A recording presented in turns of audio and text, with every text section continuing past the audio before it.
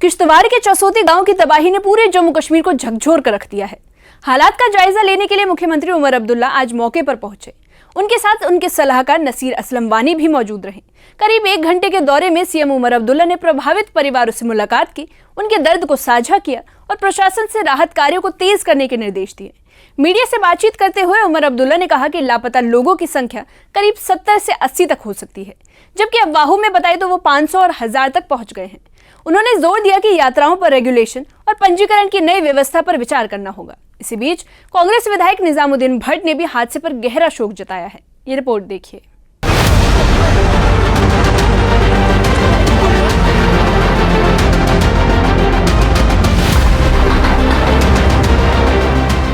किश्तवाड़ के चसोती गांव में तबाही का मंजर देखने के लिए मुख्यमंत्री उमर अब्दुल्ला मौके पर पहुंचे। उनके साथ उनके सलाहकार नसीर असलम वानी भी मौजूद रहे।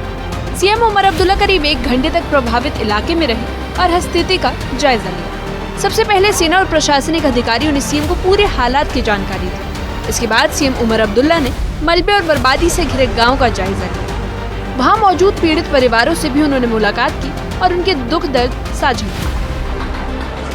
फिलहाल जो डेथ टोल है वो लगभग 60 के आसपास है और जो लापता लोगों की तादाद जो नंबर हमें दी चुकी है वो 70 और 80 के आसपास है। लेकिन जो लापता लोगों का जो आंकड़ा है इसमें बदलाव आता जाता रहेगा, क्योंकि कुछ लोग हमें मिल जाते हैं, वो या तो कहीं पे उनका मोबाइल कवरेज नहीं या कहीं आधे रास्ते वो रुक गए थे हालात के वजह से।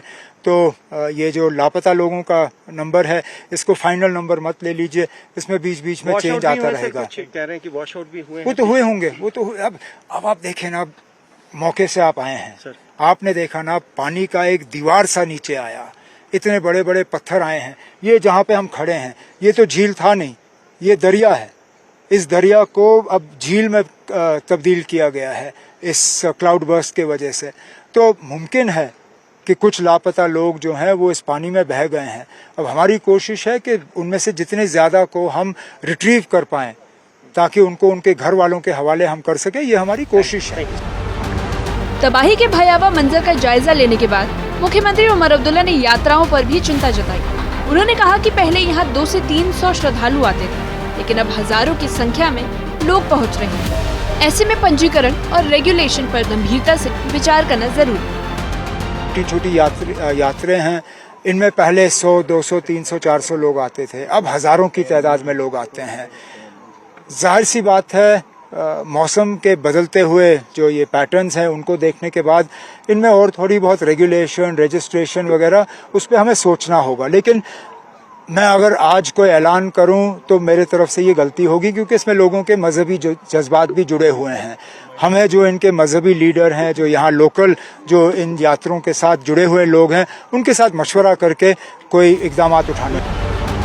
साथ ही सीएम उमर अब्दुल्ला ने कहा कि वो पीड़ित परिवारों की नाराजगी को समझ सकते हैं। 2 दिन से लोग अपने घर वालों के इंतजार में हैं, उनकी बेचैनी और गुस्सा जायज है। सीएम उमर अब्दुल्ला ने भरोसा दिलाया कि जितनी भी फोर्स तैनात की जा सकती थी उतनी लगाई गई है और राहत बचाव लगातार जारी है। Far as possible rescue and after that to the best extent possible retrieval of dead bodies of those people who are currently missing. The number of missing people that we have, it sort of fluctuates, but it's in the region of about 70 to 80, 70 से 80 के आसपास ये number थोड़ा बहुत बदलेगा। लेकिन जो लोग मुझे ये कहते हैं कि 500, 1000 वगैरह, मुझे नहीं लगता है नंबर वहाँ तक पहुँचेगा। लेकिन फिलहाल 80 भी हैं तो बहुत है, 80 भी बहुत ज़्यादा है। इसी बीच सीएम उमर अब्दुल्ला ने ये भी बताया कि इस आपदा को सिर्फ जम्मू कश्मीर तक सीमित नहीं मानना चाहिए। उन्होंने कहा कि ऐसी घटनाएं उत्तराखंड और हिमाचल जैसे पहाड़ी इलाकों में भी हो रही है। उन्होंने कहा कि इस तरह की आपदाओं से निपटने के लिए विशेषज्ञों से परामर्श लेना और वैज्ञानिक समाधान खोजना जरूरी है। Look at the scary videos that we saw from Uttarakhand. What is happening in Himachal? All these hill states, this entire belt, Himachal, Uttaranchal, Jammu and Kashmir, we are all now, I think, prone to these glacial lake bursts, to cloud bursts, to this freak vague weather. We will have to collectively and individually consult experts to see what we can do to mitigate the risks and the dangers of these things. Kishtwar त्रासदी के बीच मुख्यमंत्री उमर अब्दुल्ला का ये दौरा अहम माना जा रहा है। इसी बीच सीएम उमर अब्दुल्ला ने साफ कर दिया है कि विशेषज्ञों की मदद से ही तय होगा कि लोगों को शिफ्ट करना है या नहीं, और आने वाले समय में यात्राओं के लिए नई गाइडलाइंस बनानी होगी। फिलहाल लगातार तीसरे दिन भी सेना, पुलिस और बचाव टीमें राहत कार्य में जुटी हैं। न्यूज़ 18 के लिए किश्तवाड़ से समीर भट्ट की रिपोर्ट। किश्तवाड़ त्रासदी के बीच मुख्यमंत्री उमर अब्दुल्ला का ये दौरा पीड़ित परिवारों के लिए राहत भरा पल साबित हुआ, लेकिन जमीनी चुनौतियां अब भी बड़ी हैं। सीएम उमर अब्दुल्ला ने साफ कर दिया है कि विशेषज्ञों की मदद से ही तय होगा कि लोगों को शिफ्ट करना है या नहीं, और आने वाले समय में यात्राओं के लिए नई गाइडलाइंस बनानी होगी। लगातार तीसरे दिन भी सेना, पुलिस और बचाव टीमें राहत कार्य में जुटी हुई है, जिसके बाद सवाल यही है कि इस तबाही से उबरने में कितना समय लगेगा और कितनी जिंदगियां अब भी मलबे से बाहर निकल पाएंगी। किश्तवाड़ के पदर इलाके का चसोती गांव, जहां 14 अगस्त को बादल फटने के बाद आई तबाही ने पूरे इलाके को खामोश कर दिया है। तीसरे दिन भी रेस्क्यू ऑपरेशन जारी है। अब तक करीब 54 लोगों की मौत हो चुकी है और 69 से ज्यादा लोग अब भी लापता हैं। सेना, एनडीआरएफ, एसडीआरएफ और जम्मू कश्मीर पुलिस लगातार मलबा हटाकर लोगों को तलाशने में जुटी है। और इसी बीच जम्मू कश्मीर के डीजीपी नलिन प्रभात और आईजीपी मौके पर पहुंचे और रेस्क्यू ऑपरेशन का जायजा लिया।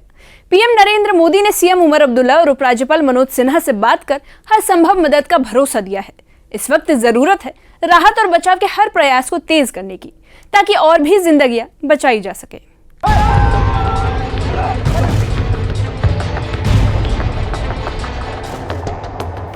जम्मू कश्मीर के किश्तवाड़ में बादल फटने से मची तबाही का आज तीसरा दिन है। रेस्क्यू ऑपरेशन लगातार जारी है।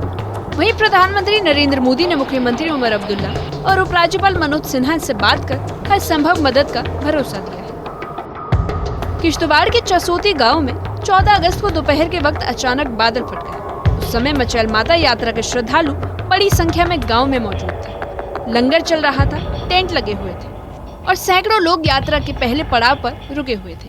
लेकिन अचानक पहाड़ से पानी आया, मलबा और पत्थरों का सैलाब सब कुछ बहा कर ले गया। तो आप देख सकते हैं कि किस तरीके से अब लोगों को वापस लाया जा रहा है। ये भारतीय सेना के जवान हैं यहाँ पे, एनडीआरएफ हो, एसडीआरएफ हो, इंडियन आर्मी हो, सीआरपीएफ हो, जम्मू कश्मीर पुलिस हो। यहाँ पे अब इंश्योर किया जा रहा है कि इन यात्रियों को वापस सुरक्षित अपने घरों तक भेजा जा सके, क्योंकि यहाँ पे रोड भी ख़राब हुआ। ये पूरा एरिया बिल्कुल कट ऑफ हो चुका था और ये वो एरिया है जहाँ पर इस वक्त सर्च ऑपरेशन और रेस्क्यू ऑपरेशन चल रहा है, क्योंकि यही वो स्पॉट है जहाँ पर लंगर था और एकदम से यहाँ इस माउंटेन से तेज़ बहाव वाला पानी आ गया और बड़े बड़े पत्थर अपने साथ लेके आया और देखते ही देखते पूरा इलाका तबाह हो गया। कई घर जो है इस पानी की जद में आ गए और ये दूसरा साइड आप देखिए, यहाँ पे भी कुछ घर जो हैं पूरी तरह से वो ढह गए।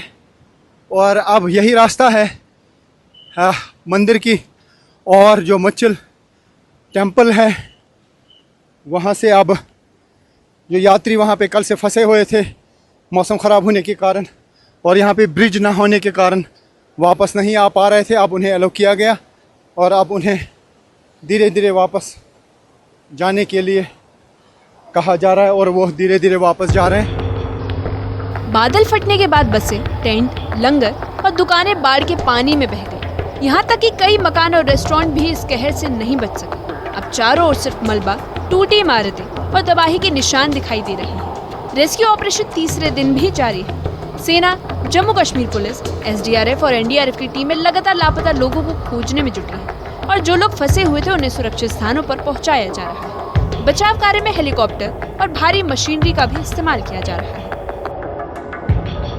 किश्तवाड़ में बादल फटने से हुई तबाही ने हालात बेहद भयावह बना दिए हैं। इसी बीच केंद्रीय मंत्री जितेंद्र सिंह भी मौके पर पहुंचे और हालात का जायजा लिया। उन्होंने बताया कि उन्होंने अपने पूरे जीवन में इस तरह की तबाही कभी नहीं देखी। चारों तरफ फैला मलबा, टूटे मकान और बर्बादी का मंजर दिल दहला देने वाला है। डॉक्टर जितेंद्र सिंह ने प्रभावित परिवारों के प्रति गहरी संवेदना व्यक्त की और भरोसा दिलाया कि केंद्र और राज्य सरकार मिलकर हर संभव मदद मुहैया कराएंगे। तो कुल मिलाकर के 67 थे, 67, जिसमें से 5 इन्होंने डॉक्टर साहब ने पहले ही डिस्चार्ज कर दी। अभी हमने राउंड करके देखा कि 15 को और को कर देंगे, तो वो फिर घट करके हो जाएंगे आपके 52। और मुझे लग रहा है कि धीरे धीरे, क्योंकि बहुत सारे लोगों को सॉफ्ट टिश्यू इंजरीज है, कहीं एक आध फ्रैक्चर्स है, क्योंकि वो मलबा जो था वो ज्यादा मट्टी और कीचड़ से भरा था। तो इतनी गनीमत है कि उसमें पत्थर और चट्टाने नहीं थी, तो हेड इंजरीज नहीं हो पाई, कोई बहुत ज़्यादा हार्ड इंजरीज नहीं हुई, और इंजरी से ज़्यादा साइकोलॉजिकल इफेक्ट है बच्चों में भी और दूसरों में। चले गए, उनकी भरपाई तो हो नहीं सकती, जो बह गए पता नहीं उनकी क्या संख्या है। अभी सफाई का काम चल रहा है डेबरी का, क्योंकि वहाँ इतनी ज़्यादा मिट्टी भरी हुई है। रात भर एसडीआरएफ और एनडीआरएफ की टीमें अभी भी वहाँ पे तैनात हैं, लेकिन जो सहायता उपलब्ध हो सकती है वो सारी की सारी कराई गई है, और आगे भी कुछ आवश्यकता रही तो वो भी की जाएगी। नहीं, बल्कि मैं ये कहूँगा कि अपेक्षा से ज़्यादा दिया जाएगा, उसमें कोई कमी नहीं रखी जाएगी। प्रधानमंत्री जी ने स्वयं इस बात का आश्वासन दिया, और केंद्र शासित प्रदेश की ओर से भी कोई इस प्रकार की कोई रिजर्वेशन या उसमें कोई दूसरी सोच की बात नहीं है, कोई सेकंड थॉट नहीं है। केंद्र की ओर से और सभी विभागों की ओर से जितनी सहायता चाहिए होगी। सांसद होने के नाते आज से हमारा एक हेल्प डेस्क रहेगा, क्योंकि हमारा पार्लियामेंट्री ऑफिस है यहाँ पर गांधीनगर में, एक ऑफिस हमारा कठुआ में, एक ऑफिस उधमपुर में, एक हम हेल्प डेस्क डॉक्टर साहब से बात किए, इनकी अनुमति से हमारे 2 वॉलंटियर हमारे गांधीनगर पार्लियामेंट्री ऑफिस के यहाँ पर रहेंगे हर समय मौजूद। कोई और किसी चीज़ की आवश्यकता होगी तो मेरे साथ भी संपर्क रखेंगे और वो उपलब्ध भी करेंगे। वहीं जम्मू के आईजीपी भीमसेन ढूटी ने प्रभावित इलाकों का दौरा किया और राहत बचाव की निगरानी की। उन्होंने बताया कि हर पीड़ित परिवार तक मदद और राहत पहुंचाई जाए। प्रशासन की प्राथमिकता है कि किसी को भी मदद से वंचित न रहना पड़े। जम्मू कश्मीर के डीजीपी नलिन प्रभात भी मौके पर पहुंचे। उन्होंने बताया कि असली चुनौती सिर्फ बाढ़ का पानी नहीं, बल्कि भारी मलबा, चट्टाने और कीचड़ हटाना है। इस मलबे के नीचे कई लोग दबे हो सकते हैं। बचाव दल 24 घंटे लगातार मेहनत कर रही है ताकि लापता लोगों तक जल्द पहुंचा जा सके। भाई evacuation is obviously, as you're aware, subject to weather. The weather continues to be foul, and I don't think we are expecting fair weather very soon. But fair weather is not the challenge. The challenge, as you can see, is metric tons of debris.